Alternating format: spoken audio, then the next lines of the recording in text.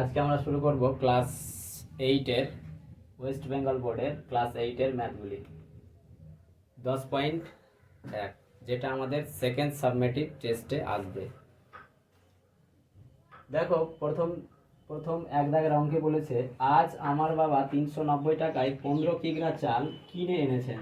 যদি 17 কিগ্রা এইরকম চাল কিনতেন তবে বাবা কত টাকা খরচ করতেন? ত্রৈরাসিক পদ্ধতিতে হিসাব করে লিখি। তাহলে আমরা লিখব, একদিকে লিখব টাকা। তাহলে আমরা দেখছি যে 15 কেজি চাল কত টাকায় কিনে এনেছে? তাহলে 390 টাকায়।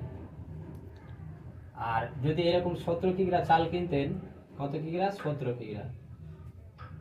তো তাহলে কত টাকা খরচ হতো তা হিসাব করে দেখি। এই যে জিজ্ঞাসা চিহ্নটা, এইটাই আমাদের বের করতে বলেছে অঙ্কে।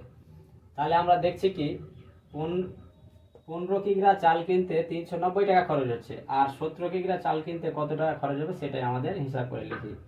তাহলে এটা আমরা দেখতে পাচ্ছি যে এটা একটা, এর সম্পর্কটা কি রয়েছে? এর সম্পর্কটা রয়েছে কি সরল সম্পর্কটা। দেখো যে এটা হচ্ছে কি, এই সম্পর্কটা হচ্ছে, তাহলে সরল সমানুপাতি হলে কি আমরা জানি কোন আকারে গুণ করতে হয়, এটার সঙ্গে এটা, এটার সঙ্গে এটা।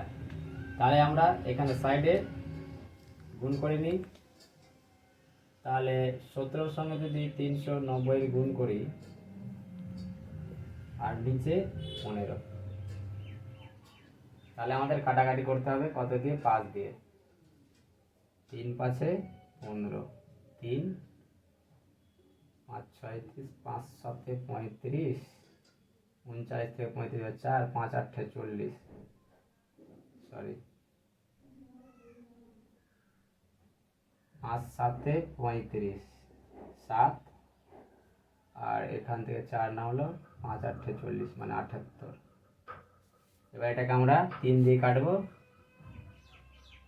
3 দুগুনি 6, 1 নামলো 3 6। আমাদের 17কে যদি 26 দিয়ে গুণ করি তাহলে আমাদের আসবে কত? 442 টাকা।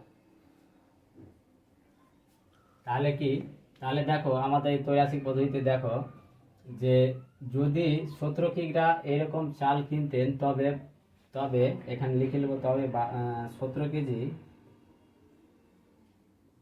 কেজি এরকম চাল কিনলে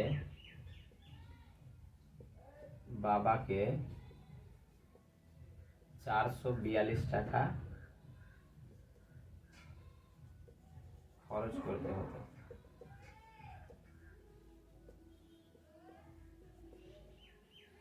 তাহলে ভিউয়ার্স, এরকম ভিডিও পাওয়ার জন্য আমাদের চ্যানেল সাবস্ক্রাইব করুন এবং আমাদের পাশে থাকা বেল আইকনটি